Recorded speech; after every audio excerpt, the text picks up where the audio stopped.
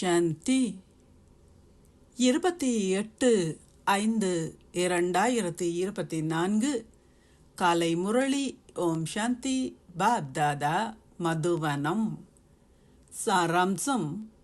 இனிய குழந்தைகளே, தந்தையே சகல உறவு முறைகளினதும் அன்பு என்னும் சக்கரேன் ஆவார். அதாவது அதிக அளவு இனிப்பானவர் ஆவார்.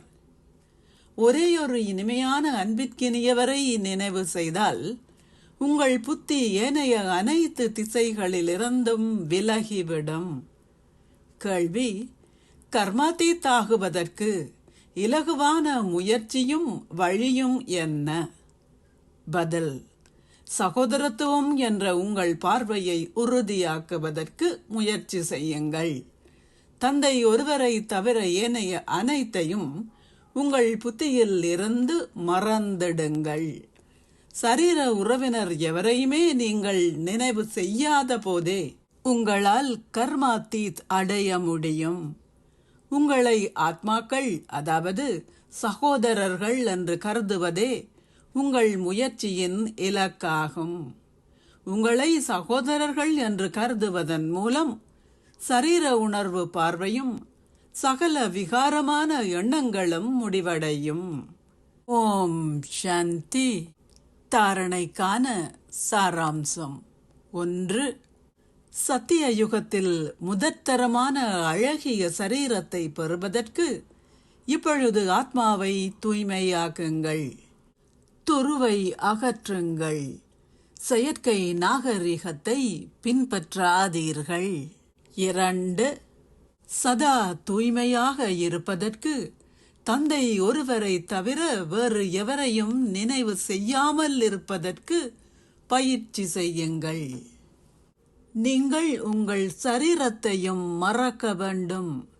சகோதரத்துவ பார்வையை உறுதியாகவும் இயல்பாகவும் ஆக்குங்கள். ஆசீர்வாதம். உங்களுடைய நல்லாசிகள் மற்றும் தூய உணர்வுகள் என்ற ஒத்துழைப்பினால் ஆத்மாக்களை மாற்றி முற்றிலும் வெற்றி நிறைந்தவர்கள் ஆகுவீர்களாக.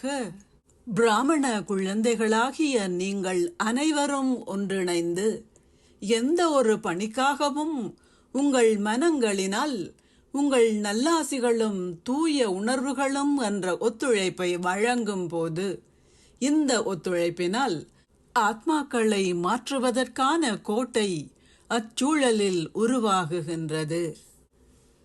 5 விரல்களின் ஒத்துழைப்பினால் எந்த ஒரு பெரிய பணியுமே மிக இலகுவாகுவதை போன்று, அவ்வாறே ஒரு சேவையின் போது ஒவ்வொரு பிராமண குழந்தையின் ஒத்துழைப்பும் அச்சேவையை முழுமையான வெற்றி நிறைந்ததாக்குகின்றது. ஒத்துழைப்பின் பெறுபேறு வெற்றி ஆகும். ஸ்லோகம். ஒவ்வொரு அடியிலும் பல மில்லியன்களை வருமானமாக ஈட்டுபவர்கள் அனைவரிலும் மிகவும் செல்வந்தர்கள் ஆவார்கள். ஓம் சாந்தி. நன்றிகள் பாபா.